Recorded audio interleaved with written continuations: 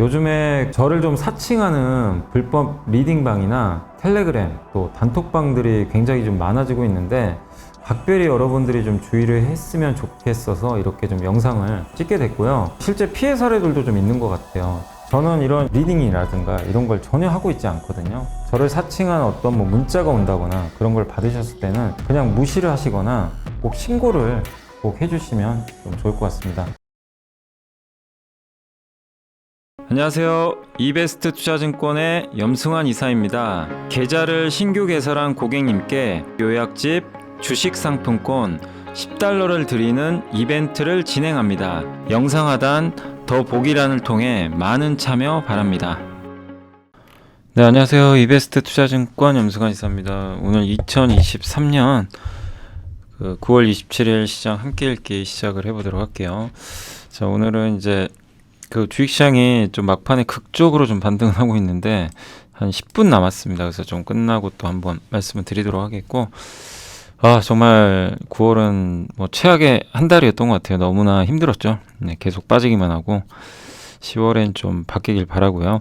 오늘 일단 이제 연휴를 앞두고 좀 마지막 날인데 일단 오늘 보고서들 몇 개 오늘은 좀 기업들이 많이 있어요. 그래서 건설, 어제 공급자 정책이 나왔고, 반도체, 가온칩스 기억나세요? 함께 배우기 시간에 우리 배웠던 건데 디자인하우스라고 그 회사고, 그 다음에 이제 삼성바이오로직스, 뉴프렉스, 삼성엔지니어링, 대상, 텔레칩스, 그 다음에 이제 의료기기, 여기 관련해서 한번 보고서 소개를 빨리 한번 해드리도록 하겠습니다. 일단 이제 공급자를 위한 대책이 나왔다, 요 내용인데 이게 뭐냐면 이제 어제 발표를 했는데 기대 이하다 이런 반응들도 있지만 어쨌든 건설업종한테는 일단 좋아요. 왜냐면 어떻게든 자금 수혈도 좀 해주려고 하는 것 같고 공급을 늘리겠다는 거예요. 근데 공급 늘리려면 이 건설사가 있어야 되는 거잖아요. 그래서 주택 공급 인허가 기준 한 47만 호까지 달성한다는 목표를 제시했습니다. 지금 현재 8월까지 21만 세대밖에 안 했거든요. 그럼 이제 남은 한 4개월 동안 한 3개월, 3, 4개월밖에 안 남았죠. 예. 그러니까 이제 엄청나게 많이 공급을 좀 하겠다라는 그런 의도 같고, 공공주택으로 12만 호, 그래서 수도권 신도시 이용 규제 완화 통해서 3만 호 추가하고요. 신규 택지 추가 발굴도 하고, 또 민간 주택 공급 활성화 위해서 공공 택지 전매 제한하는 거를 또 완화를 한다라고 또 발표를 했습니다. 이렇게 되면 이제 중소건설사들의 현금 확보 방안으로 활용이 가능해서 중소형 건설사들, 그러니까 제가 읽어보니까 대부분 중소형 건설사들한테는 좀 긍정적으로 작용할 거라는 그런 내용들이 이번에 좀 많이 담겨 있던 것 같습니다. 그리고 공공지원 민간임대 공모를 연 1만 호에서 2만 호로 확대를 하고요. 분양사업을 임대사업으로 빨리 전환할 수 있도록 또 지원을 한다고 합니다. 그리고 만약에 분양이 잘 안 돼가지고 분양성이 떨어져가면 그래서 답보 상태에 있는 그런 이제 사업장도 임대 전환을 빨리 할 수 있게 해준다고 합니다. 그래서 책임 준공 의무에 대한 건설 공제조합 이행 보증, 그러니까 보증금이죠. 요거를 3조 원을 또 신설을 하고, 사업자 대출 지급 보증 3조. 그러니까 자금도 투입을 해주겠다는 거예요. 도와주겠다는 거죠. PF 문제가 좀 있으니까. 그래서 분양 안 되면 임대로, 아파트가 안 되면 비아파트로, 정 안 되면 토지 매각까지 하게 해서 정상화 시키겠다. 그래서 건설사 부담을 좀 덜어주겠다라는 게 이번 대책의 좀 가장 큰 줄기인 것 같고, 그렇게 되면 건설사들이 이제 또 적극적으로 공급을 늘릴 수도 있고, 공급을 늘리면 이제 아파트 가격이 안정화되잖아요. 정부가 원하는 건 그거 같아요. 이제 공급이 부족한 아파트 가격이 또 오르니까. 그래서 아마 그거를 이제 공급 부족에 의한 아파트 가격 상승을 좀 막기 위해서 정부는 공급 정책. 근데 이렇게 공급이 늘어나면 건자재도 좋을 수가 있겠죠. 그래서 전체적으로 건설주들 워낙 빠져 있잖아요. 아무도 기대도 안 하고 있지만 이런 부분은 상당히 긍정적이지 않나 라고 보고 있습니다. 현재 지금 인허가 목표가 요거라고 합니다. 지금 이게 다 꺾여 있거든요. 요거를 이제 올리겠다는 거예요. 그래서 이번 대책은 주가가 많이 올랐는데 생각 이하다. 그럼 주가가 급락할 수도 있겠죠. 근데 오른 것도 없잖아요. 건설주들. 바닥에 지금 여전히 헤매고 있는데 이 상황에서 이 정도면 주가에는 긍정적일 수밖에 없지 않나 그렇게 좀 판단을 하고 있습니다. 다만 언제쯤 이런 것들이 많이 반영이 될지는 좀 더 봐야 되겠고, 어쨌든 불확실성은 좀 제거되지 않았나. 예, 우호적인 정책은 나왔다라고 보셔도 좋을 것 같습니다. 반도체 B100이 온다. 이건 뭐냐면 그 지금 엔비디아의 H100 아실 거예요. 그게 최신 제품이죠. 그 AI 인공지능 GPU 그래픽 카드죠. 예, 이걸 TSMC가 사실 해주잖아요. 지금 파운드리 딱 해가지고 조립해가지고. 근데 이게 이제 내년에 89% 그 생산량이 늘어날 걸로 보고 있는데, 근데 엔비디아 AI GPU 출하량은 예상보다는 조금 감소할 것 같다고 합니다. 근데 왜냐면 기존 제품이 좀 줄어드는 대신에 신작이 나온대요. B100, H100을 빨리 대체할 것 같다. 그래서 내년 빠르면 2분기 출시를 예상하는데, 이게 원래 내년 4분기로 예상했거든요. 근데 이게 굉장히 고성능 제품이에요. 그래서 이 넷다이라는 게 이제 뭐냐면, 그림을 좀 한번 그려드리면, 여기 웨이퍼에서 웨이퍼 보시면 이렇게 뭐 노광 장비 같은 걸로 이렇게 회로선 이렇게 딱딱 그리잖아요. 예, 이렇게. 예, 요 동그란 웨이퍼 이렇게 선을 그리죠. 그래서 저거를 하나씩 자르잖아요. 그래서 요 잘라진 요거 있죠. 요거 완성품. 요게 넷다입니다.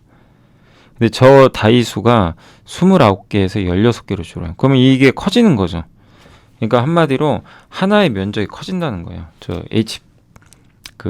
이 B100은. 예. 그래서 사이즈가 굉장히 커진다.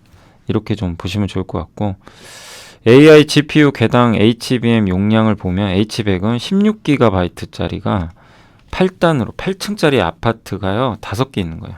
그러니까 16GB를 담을 수 있는 아파트 8층짜리가 5개가 있다. 아파트가. 그게 80기가. 근데 B100은 일단 용량이 커요. 24기가짜리 한 층에 24기가짜리 이게, 그러니까 24기가짜리인데 이게 12층 쌓여 있는 거죠. 그러니까 12층이 이렇게 좀 쌓여 있고 여기에 아파트가 총 8개가 들어갑니다. 그래서 192입니다. 그래서 굉장히 성능이 좋은 거죠. AMD가 올해 연말에 4분기에 192GB 이거 출시하거든요. 근데 거기에 대항하기 위해서 빨리 내놓는 거 아니냐 이렇게 보고 있고, 이렇게 되면 소켓 업체가 좋대요. 특히 뭐 ISC죠, 뭐 이쪽 하면. 그래서 소켓과 기판 업체들한텐 이게 면적 증가가 되니까 좀 긍정적일 수 있지 않겠냐 이렇게 보고 있고, 다만 물량은 줄 수 있어요. 왜? 이 수량 자체는 감소하거든요. 그래서 그 감소하는 수량 이상으로 마진이 올라가면 좋은 거죠. 근데 그 부분은 한번 체크를 해보자. 예, 라고 좀 보고 있는 것 같습니다. 그래서 저는 이제 제가 봤을 때는 다른 거보다도 어쨌든 삼성 하이닉스한테는 좋은 거죠. 메모리 용량이 올라가고 단가가 더 올라갈 거 아니에요. 이익률은 더 올라갈 거고. 그래서 저는 상당히 좀 좋은 모멘텀이 또 되지 않을까 이렇게 보고 있는데, 그건 뭐 내년 2분기인지 3분기인지 좀 봐야 될 것 같고요. 일단 AI에 대한 성장은 여전히 지속될 수 있다라고 좀 봐야 될 것 같습니다. 이런 신제품들이 계속 나오니까요. 그 다음에 이제 가온칩스는 디자인하우스라고 우리 한번 공부했지만 IP가 뭐죠? 암이죠, 암. 예. 암이란 기업이 IP를 가지고, 어제 자람테크 아시죠? 자람테크. 근데 이 IP를 설계 도구예요. 저걸로 설계를 하는 거죠. 암의 설계 도구로, 예를 들면 이제 어제 넥스트칩, 자람테크 이런 데가 팹리스죠. 설계 업체입니다. 요거 받아가지고 설계도를 만들어요. 근데 그 자람테크는 ARM 거 안 쓰고 RSIC인가요? 예, 다른 무료로 풀린 거 있죠. 코드. 그걸로 만들죠. 그래서 요게 팹리스가 이제 삼성에 맡기죠. 삼성은 파운드리, 그럼 제조해줘요. 근데 이 중간에 딱 가온칩스 같은 애들이 딱 들어가 있죠. 요게 디자인하우스. 얘네 뭐 하는 거죠? 중간에서 받아다가 설계도를 삼성이 잘 만들 수 있게 제조용 설계도로 바꿔주는 거. 예. 왜냐면 회사마다 만들어 달라는 게 다 달라요. 다 다르고 그 설계도 다 다르고, 그러면 그때마다 삼성이 뭐 공장 이렇게 수정하고 막 설계도 수정하고 하기가 되게 버겁거든요. 그래서 아예 맡겨버려요. 야, 가온칩스 네가 알아서 해. AD테크 네가 알아서 해. 막 이런 거죠. 그러면 우리한테는 제조용 설계도만 줘. 그럼 삼성은 그거 보고 그대로 하면 되니까. 그 회사고, 이 회사는 삼성과 같이 갑니다. 그리고 차량용 비중이 높아요. 인공지능. 그래서 저는 괜찮다고 보는 게 전방 산업이 여기에요. 둘 다 성장하는 산업이죠. 예, 꺾인 산업이 아니잖아요. 그래서 괜찮은 것 같고, 삼성 파운드리는 이제 암사와 함께 성장을 하는데, 파운드리 고객사가 증가하니까 이제 고객사 요구를 모두 대응할 수가 없거든요. 그래서 이 가온칩스 같은 회사들이 필요한 거죠. 아까 말씀드린 게 제가 이제 그 내용이고, 여기 CEO 비롯한 임원진들이 대부분 삼성전자 파운드리 사업부 출신이래요. 그러니까 삼성과의 관계가 끈끈한 거죠. 예, 물론 이제 전 세계적인 1등은 TSMC 산하에 있는 GUC라고, 거기가 이제 가장 큰 회사들이죠. 예. 근데 아마 삼성도 이쪽을 키울 거예요. 왜냐하면 저게 커져야 같이 동반 성장을 할 수 있어요. TSMC가 성장하는 이유 중에 하나도 이렇게 디자인 하우스가 잘 돼 있거든요. 그리고 예, 차량용 반도체 고객사와 동반 성장 비중이 높죠. 그래서 현대차 그룹에 실제 납품을 하고 있는 것 같더라고요. 예. 그래서 주요 고객사의 대규모 해외 수주 기대된다. 그러니까 이제 텔레치스나 이런 기업들이 현대차에 주로 납품을 하거든요. 납품을 하는데 요 칩에 그 뭐죠, 디자인 하우스를 역할을 해주는 거죠. 그게 이제 가온칩스 같은 거죠. 그래서 매출 비중의 40%가 텔레칩스입니다. 우리 다 공부했던 기업들이에요. 예. 그래서 넥스트 칩도 공부해봤죠. 여기가 잘 되면 가온칩스는 이제 설계도 만들어주니까 디자인 그 제조용 설계도. 일본 미 해외 진출로도 성장이 가속화된다. 일본 파운드리 기업의 디자인 솔루션 파트너사로 2015년에 그 선정이 됐습니다. 그리고 내년에 미국과 유럽도 진출한다. 한국이 가장 약한 게 디자인 하우스인데 이거를 일단은 이제 본격적으로 육성한다면 뭐 가온칩스 같은 기업들이 수혜를 받게 되겠죠. 네. 자, 그리고 삼성바이오로직스는 제가 이제 한 번씩 강연에 가다 보면은 삼성바이오로직스 이게 의외로 투자하신 분들 되게 많으신 것 같더라고요. 예. 그래서 좀 깜짝 놀랐습니다. 되게 무겁잖아요. 근데 의외로 되게 많이들 투자하시는 것 같고, 그만큼 이제 글로벌 1등 기업이니까 관심들이 되게 많으신 것 같아요. 근데 이제 목표 주가를 올렸고요. 일단 안 좋아요. 이쪽 요즘에 이 CMO 그 바이오 의약품을 만들어주는, 한마디로 파운드리 회사죠. 반도체로 따지면 여기가 업황이 요즘에 별로 안 좋죠. 주가도 뭐 삼성만 그런 게 아니라요. 론자, 중국의 우시바이오 다 경쟁사인데 여기도 다 안 좋아요 지금. 네. 근데 삼성은 다르다. 왜냐면 CMO 수주받은 금액이 전년 대비 248% 증가했고, 이 중에 신규 수주가 새로운 고객이겠죠. 78%나 된다. 그래서 글로벌 3사 이 경쟁사 중에 삼성바이오만 유일하게 그러니까 HOH는 뭐냐면은 H는 할프거든요. 상반기, 하반기 이렇게 보면. 그러니까 지금 상반기가 지났잖아요. 지난 상반기 대비해서 이번 상반기, 그러니까 2022년 1, 2분기 대비해서 2023년 1, 2분기가 37% 이익이 증가했다. 에비타 기준 감가상각비를 제하지 않은 영업이익인데 그게 37% 증가했다는 거예요. 근데 다른 회사들은 어때요? 다 역성장했죠. 그러니까 이거에 비하면 삼성이 잘하고 있는 거죠. 근데 이제 이 경쟁사들의 밸류에이션이 다 떨어져 버렸어요. 왜냐하면 코로나19 끝나가고 바이오텍 프로젝트가 축소되니까. 근데 그 삼성바이오로직스는 바이오텍 프로젝트 축소 우려랑은 좀 그런 것들이 불필요한 사업 모델이라고 합니다. 후기 임상 있죠. 이제 마지막에 제품화할 때 그런 걸 많이 해요. 그러니까 매출 90% 이상이 이제 진짜로 신약으로 나올 것들, 후기 임상이나 상업화된 거, 그런 물량들이니까 그러니까 임상하다가 갑자기 실패하는 경우 있죠. 개발하려다가. 그런 것들은 비중이 높다면 만약에 그 프로젝트가 축소되면 어떻게 되겠어요? 매출이 안 나오겠죠. 끊겨버리겠죠. 근데 3반은 달라요. 3반은 거의 검증된 후기 임상이나 이제 상업화가 시작된 그 제품을 수주를 딱 받아서 계속 만들어주죠. 그러면 이미 상업화 끝났기 때문에 계속 찍어내는 거예요. 실패 제품이 아니잖아요. 그래서 이런 우려로 자유롭다. 예. 그리고 론자도 이걸 언급을 했어요. 상업화 제품이나 항체, 약물 접합제나 수요는 매우 강하다. 그래서 삼성바이오로직스는 주로 항체 의약품 만들어주거든요. 신약에서. 근데 요새 아시겠지만 비만 치료제는 펩트론 방식이에요. 그러니까 단백질 방식.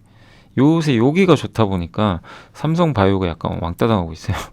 그러니까 삼성바이오로직스는 이제 항체 의약품 중심이다 보니까 저기 비만 치료제 이거랑은 좀 무관하거든요. 그러다 보니까 거기 펩트론 방식이다 보니 약간 펩타이드 펩토론이 아니고 펩토론이 이제 기업 이름이죠. 펩타이드는 이제 단백질 종류인데 그 방식인 것 같더라고요. 그래서 이제 그 부분이 약간 뭐 주목을 못 받았던 것 같아요. 삼성바이오가 이제 소외를 받았던 이유가 아닌가. 그러나 펀더멘탈 괜찮거든요. 예, 그리고 항체 의약품은 여전히 성장해요. 이걸 대체할 의약품도 없어요, 사실. 예, 그리고 꾸준히 4공장, 5공장 증설하고 있고.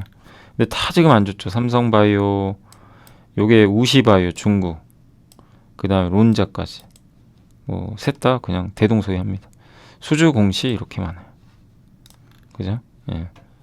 근데 이익 성장률 보세요. 압도적이죠.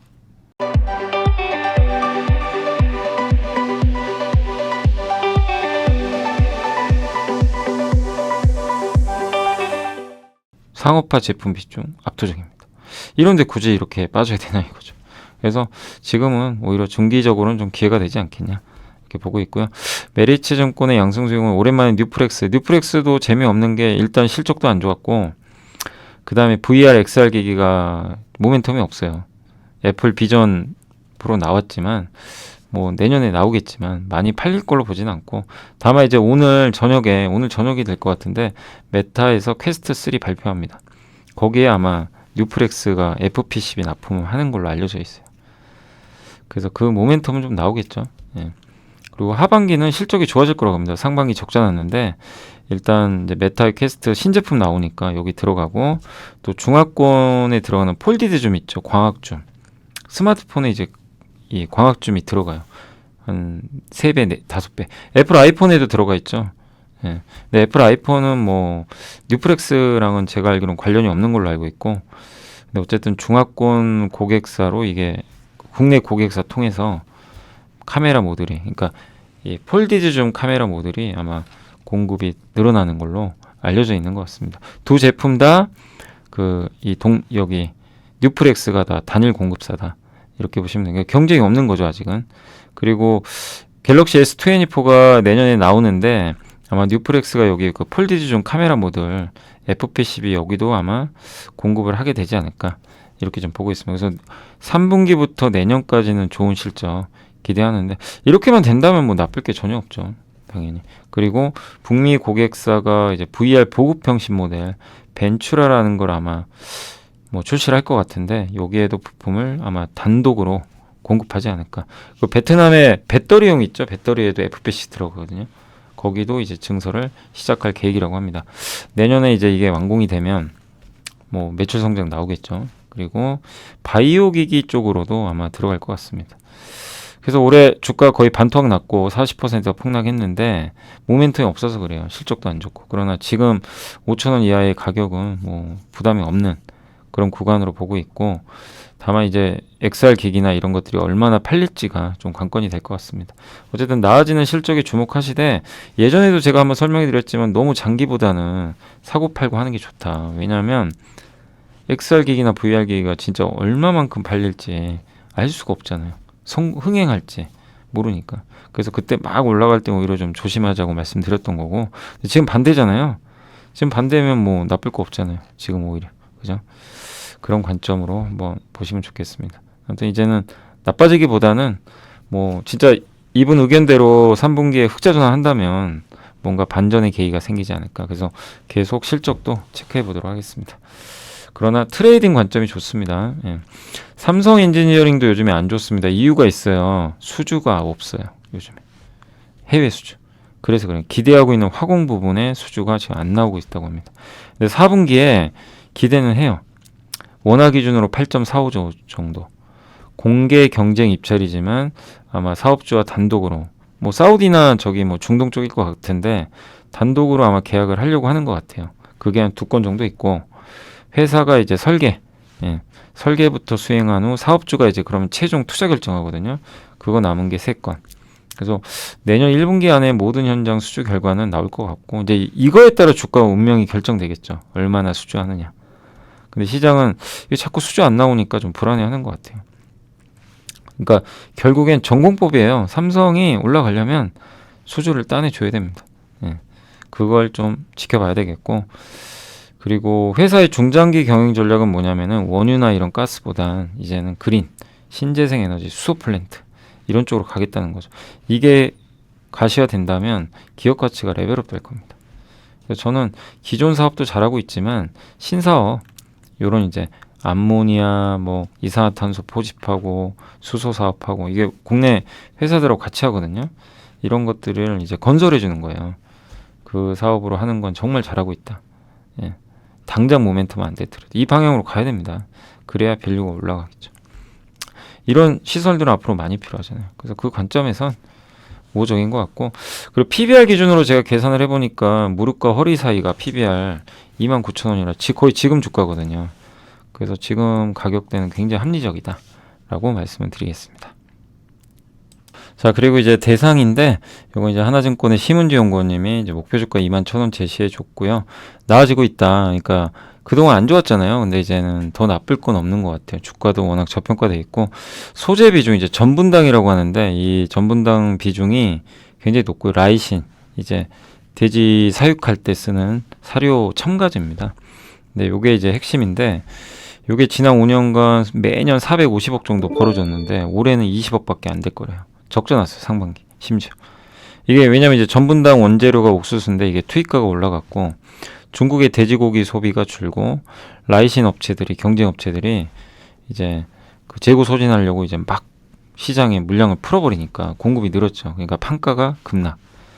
근데 최근에는 그게 완화되고 있어가지고 공급 과잉이 해소되기 시작했대요. 또 중국 정부가 양돈 시장 부양 의지도 있고, 이렇게 되면 수요가 늘겠죠. 그래서 라이신 판가가 작년 하반기부터 급락을 했는데 이제 그런 부분에선 좀 벗어나서 올해 하반기는 좀 나아진다. 옥수수 가격도 급락했어요. 좋은 거죠. 그래서 올해 영업이익 1,441억 정도 예상을 해서 내년에, 그러니까 이제 이런 것도 이제 어떻게 보면은 약간의 턴어라운드 관점이죠. 그동안 너무 안 좋았는데 이젠 돌릴 일 남았잖아요. 주가도 바닥이고. 그러니까 이런 것들을 뭐 투자한다고 2배, 3배 가는 게 아니라 20-30% 정도 충분히 한번 그 생각해 볼 수 있는 그런 구간이겠죠. 예, 주가는 하단은 단단한데 업황이 바뀌고 있잖아요. 예, 그런 관점으로 보시면 좋을 것 같아요. 그래서 지금 옥수수 가격도 이렇게 떨어졌고, 소재가 그동안 돈 많이 벌어졌는데 이쪽도 이게 확 줄어버렸어요. 이렇게. 근데 이제 바뀐다. 이 내용입니다. 그래서 펀더멘털 개선이 나오고 있다. 이런 내용이고요. 삼성의 이문영 연구원님은 이제 텔렙시스, 우리 이것도 공부했던 거죠. 제가 텔렙시스를 이렇게 봤던 게 기억하시겠지만 함께 배우기에 그 2분기 실적 한번 싹 훑어가지고 보여드렸잖아요. 이 기업들 2분기 다 괜찮다 했는데 거기에서 제가 실적 보고 좀 깜짝 놀랐던 기업이에요. 원래 어떤 기업인지는 알고는 있었는데, 예, 그동안은 그렇게 뭐 실적이 뭐 도드라지진 않은 것 같아서 저도 이제 그냥 뭐 좀 지켜만 봤는데 2분기 실적이 너무 잘 나와가지고 이제 분석 들어갔죠. 예.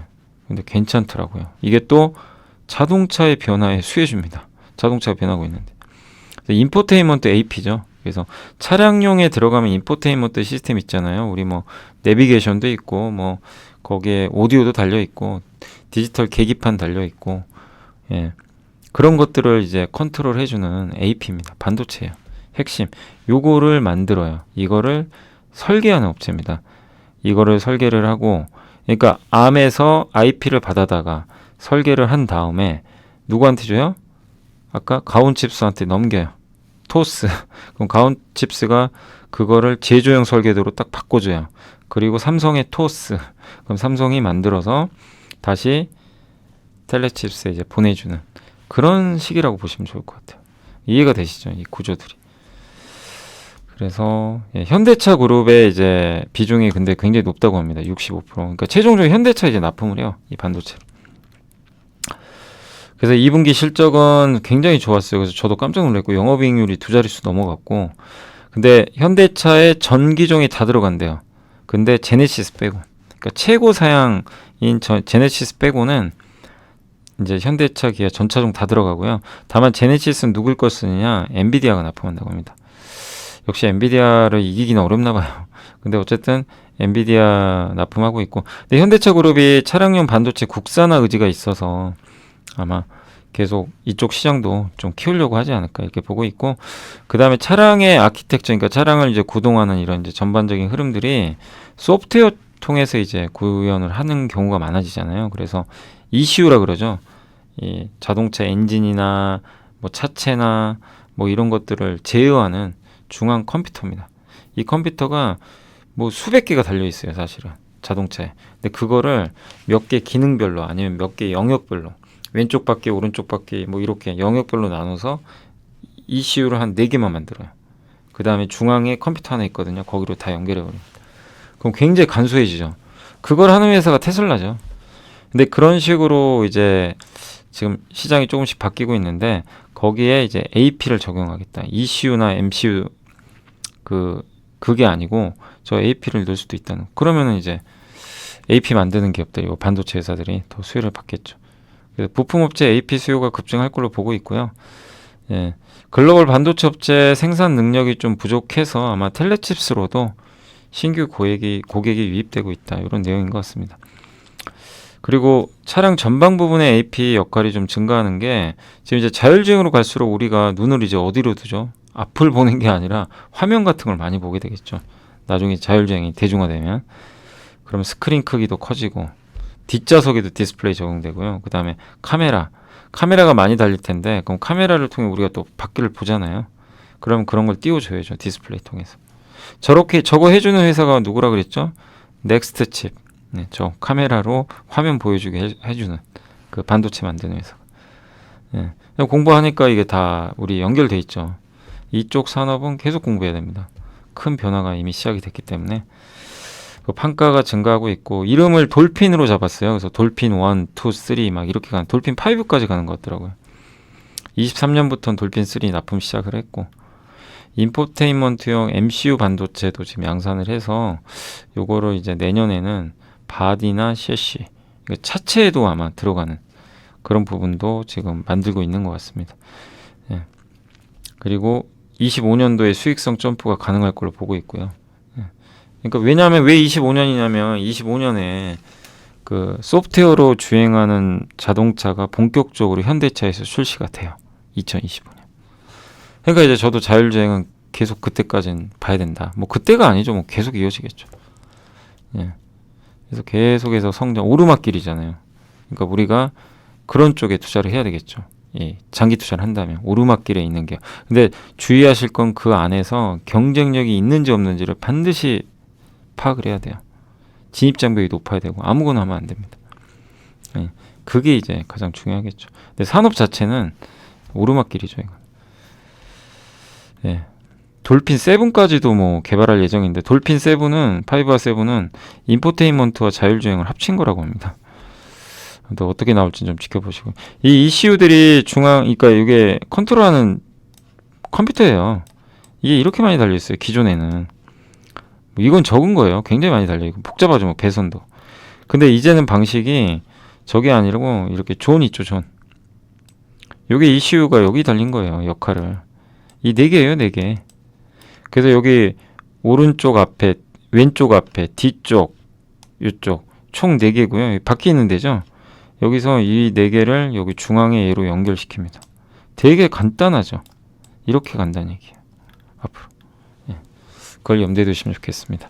자, 그리고 이제 의료기기 쪽 관련해가지고 재평가 이제부터, 요것도 저는 내용이 괜찮았던 게 이제 미용 성형이나 이쪽은 좋은 거 아시죠? 그래서 톡신 필러가 여전히 비중이 높아요. 그래서 가장 큰 비중이고 여기 대표 회사는 어쨌든 이제 메디톡스 그 다음에 예 제테마 그죠? 예 이런 기업들이 이제 좀 알려져 있고 시술 건수 기준으로도 이제 많이 41% 정도 되니까 뭐 아직은 뭐 높은데 다만 이제 저쪽도 저쪽이지만 피부 미용 의료 관련해 가지고 뭐 레이저 시술이라든가 초음파, 고주파 이런 것들로 확대되고 있는 거죠. 근데 매년 한국에서 진료받는 외국인 환자 수가 60만인데 그 중에 15%하고 14%가 합치면 거의 30% 되잖아요. 여기가 성형외과랑 피부과를 많이 온대요. 다 여기랑 관련돼 있죠. 그래서 중국인 환자 수가 과거에 비중이 제일 높았대요. 30%가 넘었는데 사드 리스크나 코로나 때문에 못 왔거든요. 근데 이제 단체 건강이 풀렸죠. 그러면 이제 당장 뭐 이번 주부터 국경절 시작되니까 중국인들이 한국에 많이 올 거예요.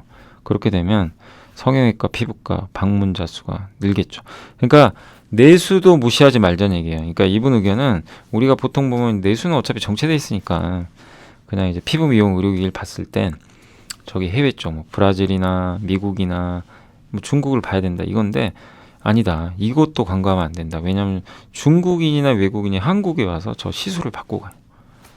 뭐 워낙 유명하죠. 예, 잘하기로 유명하잖아요, 우리 한국이. 그러니까 이 수요도 무시 못한다. 이거는 되게 좋은 거죠. 피부 미용 의료기기 회사들 입장에선. 예, 그리고 오늘날 유행하는 게요. 이게 비침습, 채소 침습은 칼을 안 대는 거잖아요, 거의. 그래서 20분에서 1시간이면 끝난다고 하는데, 근데 이거를요. 요즘에 유행하는 게 톡신 필러, 스킨 부스터, 뭐 RF, 요게 고주파, 초음파, 레이저 모두 각각 효과가 다르대요. 저는 아직 안 해봐가지고 잘 모르겠는데, 뭐 저도 언젠가 한번 하게 되겠죠. 예. 근데 뭐 하신 분들도 분명히 계실 거고, 근데 요즘 진짜 트렌드가 그런가요? 그 환자들이 한 번 방문해서 하나만 하는 게 아니라 여러 제품을 섞어서 하나 봐요, 시술을. 패키지 형태로. 그게 수요가 늘고 있다고 합니다. 예. 그래서 묶어서 한대요. 뭐 톡신에다가 RF로 이렇게 묶어버리는 거죠, 서로. 예. 그래서 예. 그러면 기존 업체 입장에서는 이렇게 지금 바뀌어가고 있잖아요. 이런 걸 다 커버할 수 있는 포트를 구성을 해도 해야 되는 것도 하나의 경쟁력이죠. 기존 업체들한테는 또 숙제가 생긴 거죠. 예. 그래서 여기 탑픽은 이루다 지분 인수해서 포트폴리오. 이루다는 미국에 강하고요. 클래시스는 브라질에 강해요. 그러니까 이 두 개가 결합이 되면 파급력이 있겠죠. 여기랑 리쥬란 아시죠?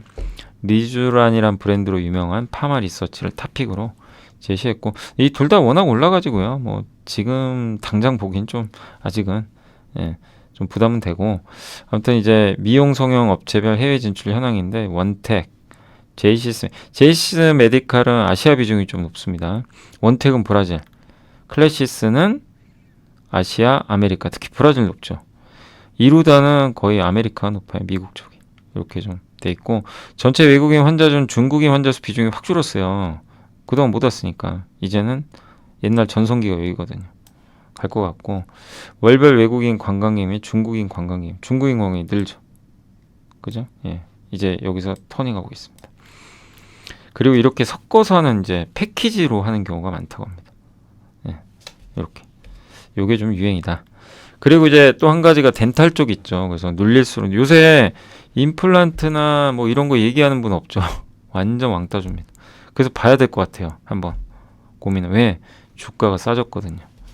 그래서 주요 덴탈 업체들이 뭐 하늘 높은지 모르고 계속 올랐어요. VBP 신행한 다음에. 저게 이제 그 임플란트를 중국의 이제 국립병원에서 대량으로 구매하는 거잖아요. 값싸게 해갖고. 그래서 저거 수혜로 우리나라 업체들이 막 그 덴티움 같은 거 주가 폭등해 버렸죠. 근데 지금 어떻게 됐어요? 완전히 급락해 버렸죠. 너무 많이 빠졌어요. 근데 그걸 보면서 느낀 게, 항상 말씀드리고 싶지만요. 좋을 때 막 좋은 뉴스만 나와서 막 올라갈 때 되도록 투자하지 마시라는 얘기예요. 이 잘 나가던 이 덴탈도 이렇게 망가져 버리잖아요. 순식간. 예. 근데 막상 이렇게 떨어지면 또 이제 손이 안 나갑니다. 안 사고 싶죠. 근데 반대로 하셔야 돼요, 항상. 그러니까 이 산업이 앞으로도 성장을 해야 된다는 전제 조건은 있어요. 이게 성장이 끝났으면 뭐하러 합니까? 볼 필요도 없죠. 그냥 저 옆으로 좀 비껴나 있어야죠. 예. 근데 덴탈 산업이 성장이 끝났나요? 아직 멀었다고 저는 보는 게, 예. 왜냐면 이제 우리 한국 사람들은 임플란트도 많이 하고 대중화 돼 있잖아요. 근데 아직도 중국은 치아가 이제 비어 있다 그러죠. 많대요, 되게. 임플란트 수요는 넘친다고 합니다. 뭐 전 세계적으로. 그 성장은 끝난 게 아닌데, 다만 이제 기대치에 좀 못 미치다 보니까, 예. 그러니까 이제 또 주가도 올랐고 쉬는데, 예. 그러면 그럴 때는 이제 사람들이 아무도 관심 안 가죠. 그러다가 나중에 또 주가 팍 오르잖아요. 그럼 그때 가면 또 좋은 보고서도 또 많이 나오게 되고 또 관심 갖게 되고, 그럼 결국 또 비싸게 사게 되고 이럴 수가 있기 때문에 이렇게 그러니까 저는 적절한 시점에 좋은 보고서가 나왔다, 이렇게 일단 보고 있어요. 그래서 어쨌든 지금 모멘텀이 좀 없다 보니까 주가가 좀 많이 빠져 있어요. 덴탈 업체들이 다 안 좋습니다, 사실. 대부분 안 좋아요. 예. 근데 이제 실적 발표를 봤을 때 국내의 주요 업체들 여전히 오팍 나쁘지 않다. 임플란트 시술 감소 추세 확인 안 되고 있다. 예. 근데 국내 업체와 글로벌 업체 입장이 다소 갈리는 건 뭐냐면, 그 중국에서 이제 비싸게 팔잖아요. 유럽이나 미국산 브랜드가 높죠. 비싸요 가격이. 우리나라는 약간 중저가예요. 중국은 완전 저가. 이 세 가지 포지션이거든요. 근데 이번 VBP 그게 하면서 유럽이나 이제 비싼 업체들 가격이 확 떨어진 거예요. 예. 그러면 얘네가 가격 떨어졌으니까 우리나라랑 이제 같은 포지션이 될 수도 있잖아요. 우리나라 점유율을 뺏는 거 아니냐 얘네가. 이건데 그거는 너무 잘못된 생각이다. 이 얘기예요. 이해가 되세요? 왜냐면 가격이 떨어진 건 맞는데 그래도 여전히 이 프리미엄 제품이 20만 원 더 비싸다고 합니다. 20만 원 그 기존의 임플란트를 왜 안 하냐면 가격 때문에 안 하거든요. 누구한테는 임플란트 비용이 얼마 안 될 수도 있어요. 근데 그 소득이 적은 분들한테 굉장히 부담스러울 수 있거든요. 만약에 보험까지 안 돼 버리면. 예. 그러다 보니까 저 20만 원이 크게 느껴지는 거죠. 그래서 예, 단지 프리미엄 제품 가격 떨어졌다고 해서 우리나라 제품을 침해한다. 이렇게 볼 필요는 없다. 이렇게 보고 있는 것 같고, 그리고 전통적인 이제 그 임플란트 같은 경우는 그 이게 임플란트 시술이 이렇게 돼 있대요. 되게 좀 오래 걸리죠. 보시면 전통적입니다. 구강 검진하고요. 예, CT 촬영하고 그 하루. 잇몸 뼈 이식한답니다. 기초 작업 2에서 4개월이나 걸리고요. 인공 치근 결합을 한다고 합니다. 이게 3, 6개월. 그 다음에 식립하고 임시 치아 연결 1주에서 1개월. 마지막으로 인공 치근을 연결한대요. 크라운 식립하는 거. 이게 하루. 그래서 5개월에서 1년 걸린대요. 그러니까 각 시술 과정에서 의사의 숙련도가 예, 생착률과 회복 속도를 좌우한다. 이게 임플란트 시술 기간이래요. 이렇게 오래 걸린다고 합니다. 이렇게 1번, 2번, 2차 수술, 연결, 인공 치아 제작, 구강 내 모습 이렇게 되는 거예요. 예. 그리고 우리나라가 이제 확실히 임플란트 시술은 최강국입니다. 치과 의사 비율이 80%예요. 가능한. 예. 그래서 굉장히 숙련도가 높은데 그래서 뭐 오스테 임플란트가 잘했던 게 중국의 영업을 잘한 게요. 중국 의사들 교육을 되게 많이 시켜줬어요. 그래서 1등했죠. 예. 아니 치과 의사분들도 아니 뭐 할 때부터 임플란트 할 수 있는 게 아니잖아요. 그 기계를 배워야죠. 그래서 그게 굉장히 중요하거든요. 근데 미국은 일반적인 이제 치과 진료를 담당하는 일반의 외에도 뭐 코스메틱 덴티스트, 오랄 서전, 구강외과에 뭐 치주과 전문의들이 시술을 또 전문적으로 진행을 하고 있다고 합니다. 중국은 그보다도 비율이 낮고, 그러니까 이거를 제대로 할 수 있는 전문 의사들이 좀 부족하다는 얘기예요. 근데 그거를 이제 앞으로 늘려나가겠죠. 예. 그리고 미국은 이제 덴탈 서비스 협회라고 있거든요. 치과. 거기에 소속된 의사들이 많은데 수익성을 늘려야 될 거 아니에요. 그러다 보니까 전연차 약간 이제 그러니까 월급이 적은 미숙련의를 채용을 하고 디지털 덴티스트리, 그러니까 이거를 모든 거를 그 임플란트 시술까지 하는 거를 디지털화 해버리는 거예요. 그럼 비용이 줄어든다고 합니다. 그래서 디지털 덴탈이 늘어날 것 같다. 미국에서. 근데 그래서 디오가 수혜를 받을 것 같다. 이 내용인데 왜냐하면 디오는 저 미국의 DSO 있죠. 여기에 이미 고객사를 이미 확보를 해놨어요. 계약을 맺어가지고. 근데 디오는 디지털 임플란트 원래 원조죠. 예, 예전부터 했었고. 그래서 미국 쪽에서 좀 수혜받지 않겠냐 이런 기대감이 있고요. 그래서 차 선호조로 제시하셨고, 이 비중이 또 높아지면요. 디지털 덴티스트리 이걸 해주는 장비 회사가 있어야 될 거 아니에요. 그러니까 디오는 이거를 직접적으로 솔루션을 만들어서 제공하는 업체고 여기에 들어가는 장비를 누가 만들어줘야 되거든요. 그 회사가 레이입니다. 그러니까 레이도 같이 갈 수 있다. 요 내용이에요. 레이도 디지털 치료 솔루션 사업 비중이 68%까지. 레이 페이스라고 아마 들어보셨죠? 안면을 스캔하는 거죠. 그래서 그동안 의사 개인 판단에 의존해왔던 시술을 시뮬레이션 결과를 직접 확인할 수 있다고 합니다. 또 중국 자회사 통해서 현지 유통망도 지금 확보가 돼 있는 것 같고요. 중국 쪽으로도 이제 진출할 텐데 어쨌든 이 VBP 시행 이후에 물량 증가, 또 아까 미국 병원들의 적극적인 디지털 도입, 예, 이런 것들, 또 국공립 섹터에서 민간 영역으로 인력이 이동하나 봐요. 그럼 신규 개원이가 늘겠죠. 예, 그러면은 전방 산업의 고객사가 늘어나는 거죠. 이런 걸 본다면 뭐 디오나 레이 또 괜찮지 않겠냐. 근데 이쪽이 좀 많이 빠진 걸로 제가 알고 있거든요. 그죠? 많이 빠졌죠. 그래서 좀 지금 당장 뭐 좋다 이게 아니라 좀 중장기적으로는 한번 또 이런 변화를 주목하시면서 볼 필요 있지 않나 이렇게 보고 있습니다. 그래서 항상 말씀드리지만 너무 올라가고 좋다, 흥분하고 막 이런 것보다도 오히려 이렇게 좀 부진한 상황에서 뭔가 변화가 생길 만한 그런 부분들을 한번 지켜보자는 그런 말씀을 좀. 그러니까 아까 그런 회사들이 어디 있죠? 그러니까 뭐 장기 투자 꼭 해라 이게 아니고 뭐 이런 덴탈 쪽은 장기 투자도 저는 괜찮다고 보는데 다만 실적은 체크해 보셔야 될 것 같고 아까 뭐 대상도 마찬가지잖아요. 안 좋았다가 좋아지는 거. 그러니까 여기 덴탈 쪽도 한번 눈여겨 보시면 또 좋을 것 같습니다. 한번 공부는 해보세요. 그래서 요 보고서까지 한번 소개해드렸고 그 다음에 이제 전자공시로는 어제 TSI 시험 믹싱 장비 2000년지 요새 안 좋지만 공급 계약이 나왔고요. 그 다음에 세비캠 아시죠? 그 폐배터리 여기도 정말 오랜만에 공시 떴는데 신규 시설 투자 공시가 떴습니다. 그래서 이제 24년도 내년까지 얼마 안 남았어요. 뭐 기간이 되게 짧은 것 같습니다. 이런 부분들은 좀 긍정적이지 않겠냐라고 보고 있고요. 그리고 어제 내부자 매수 중에 오랜만에 그 정기로 대표 이사 아시죠? APS 여기 OLED 관련 기업이잖아요. 여기를 10만 주나 샀어요. 근데 거기에 또 구본준 전물 한 분이 2만 5천 주. 근데 왜 이 가격에 이렇게 많이 사는지 저도 잘 모르겠어요. 요새 모멘텀이 크게 나온 건 없는 것 같은데 주가 많이 빠졌죠. 많이 빠졌는데 일단 이렇게 많이 빠진 상황에서 들어온 거는 좀 긍정적이지 않나. 금액이 꽤 크거든요. 의미가 있는 것 같고 고려아연은 계속 사고 있어요. 무려 34억. 영풍정밀은 이제 고려아연과 같은 이제 계열 쪽이죠.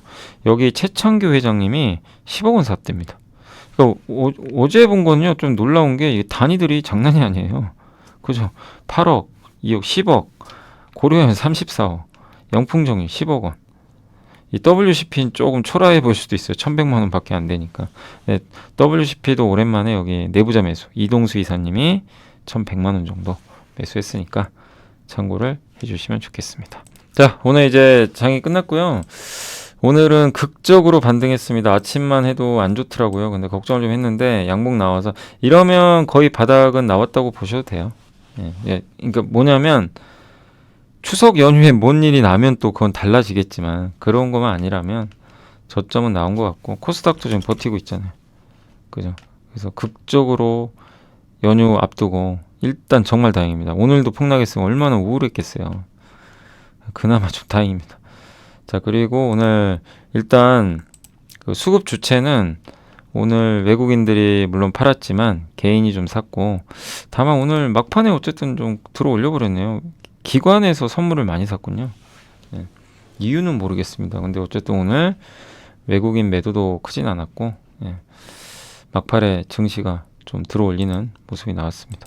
오늘 가장 좋았던 거는 제습기 쪽은 뭐죠? 여기 위니아? 위니아는 뭐 따로 봐야 될 것 같고요. 로봇 오늘 로봇이 좋았습니다.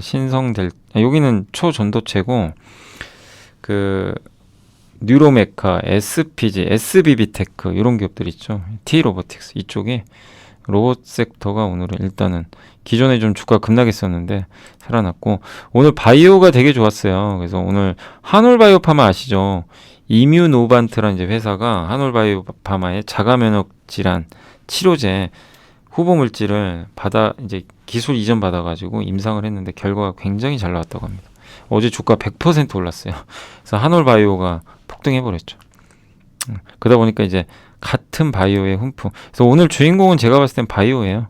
한올바이오가 상한가 가면서 분위기가 좀 많이 바뀌었다. 좀 최근에 부진했다가 그래서 오늘은 바이오가 가장 주도하지 않았나 이렇게 좀 생각하고 있습니다. 유전자 치료제도 마찬가지고 이번 달엔 또 유한양행의 임상 결과도 나올 텐데 다음 달에 좀 좋은 뉴스들 나왔으면 좋겠네요. 그리고 스마트 팩토리 이제 로봇 쪽이다 보니까 오늘 다 코인테크 아시죠? 여기 로봇이라기보다는 공정 자동화인데 아무튼 스마트 팩토리가 오늘 같이 간 게 아닌가 그런 좀 생각은 듭니다. 그리고 원전주도 좋았고요. 진단키트 쪽도 좋았네요 오늘. 휴마시스. 그다음에 2차전지 장비가 주로 공정 자동화잖아요. 그러니까 여기가 같이 좀 오늘 움직였다 보시면 되겠고 스마트폰 섹터도 오늘 강했나요? 글쎄요, 뭐 인탑스가 좀 올라서 그렇군요. 테이펙스, 전선주도 오늘 좀 좋았습니다. 미용 의료기기도 오늘 아마 대웅제약이 급등해서 그런 것 같아요. 오랜만에. 우주항공 산업도 오늘 조금 괜찮았네요. 이수페타시스, AP성. 근데 여기 AP성은 아마 인공위성 쪽이다 보니까 좀 괜찮았던 것 같습니다. 보톡스 좋았고, 그리고 시스템 반도체도 그동안 좀 부진했는데 오늘은 넥스트 칩이 뭐가 나왔나요? 왜 강했던 거죠? 예. 아무튼 이제 자율주행의 천병입니까? 계속 우리가 공부해야 되겠죠. 그리고 한미반도체 드디어 그 대표이사 평균 매수 단가 올라온 것 같아요. 그죠? 이분이 아마 5만 원 이상에서 엄청 샀잖아요. 자기 회사 주식을. 그리고 어제 공부해봤던 자람테크도 좀 오늘 올랐고, 가온칩스, 예. 여기 AD테크 두 개 뭐죠? 디자인하우스. 예. 폐 배터리 관련주도 오늘 조금 올라왔는데 성일하이텍이 좀 올라온 것 같습니다. 그리고 오늘 리튬주들도 최근에 급락하다가 오늘은 조금 살아났습니다. 예. 포스코 피처엠은 여전히 좀 안 좋고요. LG화학도 여기가 좀 살아나야 되는데 그래도 포스코홀딩스는 조금 살아났습니다. 카메라 모듈 쪽은 오늘 퓨런티어, 그러니까 오늘 보니까 자율주행 쪽도 좋았네요. 그죠? 자율주행 쪽 퓨런티어, 뭐 아까 뭐 넥스트 칩, 카메라 쪽 다 괜찮았던 것 같습니다. 2차 전지가 좀 최근에 안 좋았다가 오늘은 어쨌든 살아났고요. 자동차 부품도 좋았던 것 같습니다. 그래서 오늘은 많은 업종들이 뭐 오늘 1800개가 올랐으니까 고르게 반등한 흐름이었다. 이렇게 보시면 좋겠고, 화장품 VT가 참 그 보고서 읽어보니까 굉장히 아무튼 좋은데, 제가 말씀드리고 싶은 저렇게 오를 때 흥분하시면 절대 안 된다는 거예요. 좋은 건 알죠. 아는데 우리 공부도 했잖아요. 그럼 기다려야죠. 제발 쫓아가지 마세요. 요럴 때 이제 사람들이 흥분해요.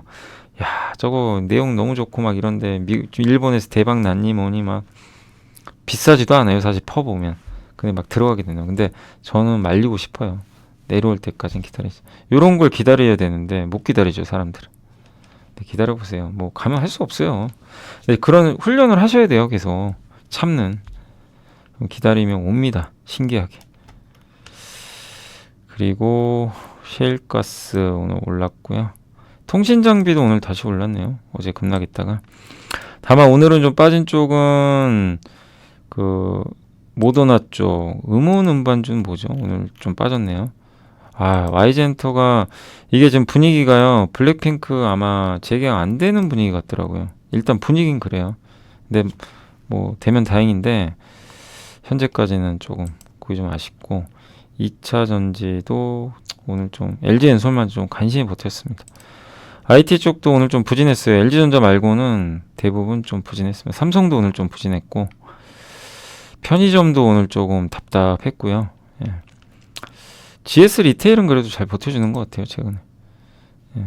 그리고 조선주도 일단 오늘 좀 버티는데 한국조선해양만 조금 빠진 것 같습니다. 네, 특별한 뉴스는 없었습니다.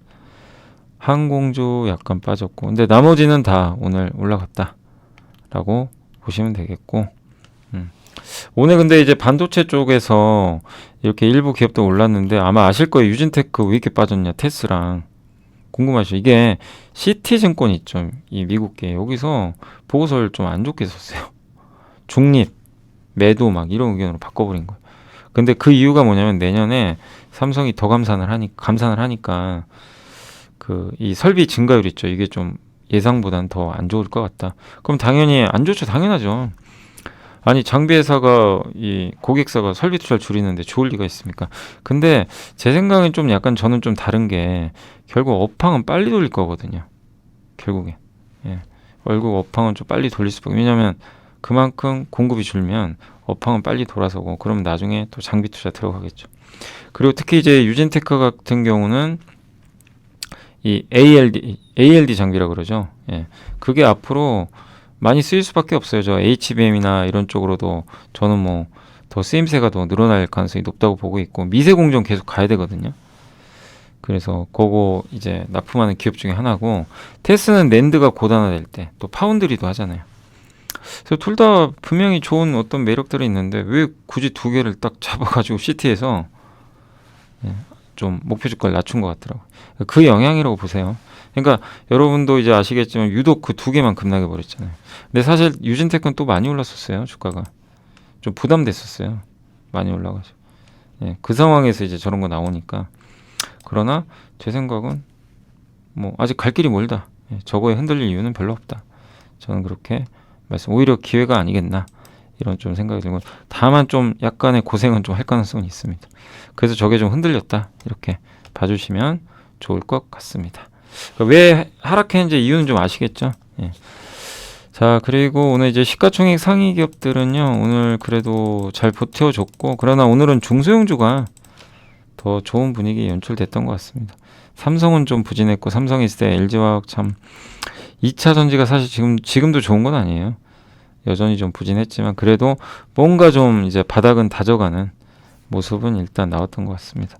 그나마 오늘 에코프로가 좀 버텼고요. 셀트리온, 예, 그리고 KTNG, 카카오뱅크, 셀트리온 헬스케어 이쪽이 좀 잘 버텨줬습니다.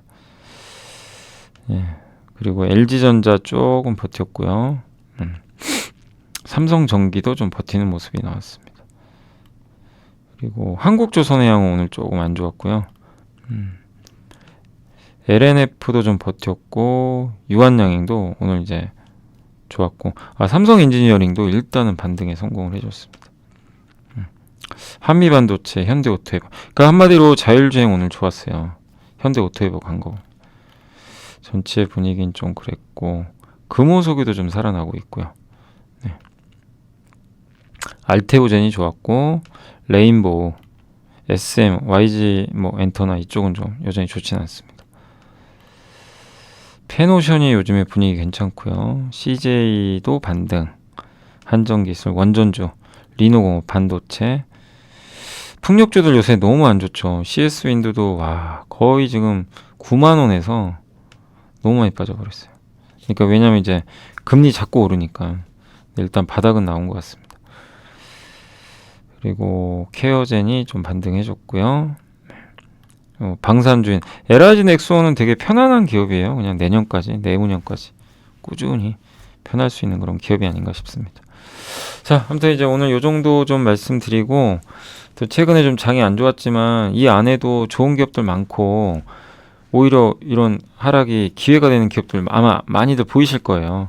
그래서 괜찮다고 싶은 기업들은 2,500 이하에선 너무 두려움 가질 필요는 없고요. 불편함을 맞설 구간이에요. 지금 도망갈 게 아니라.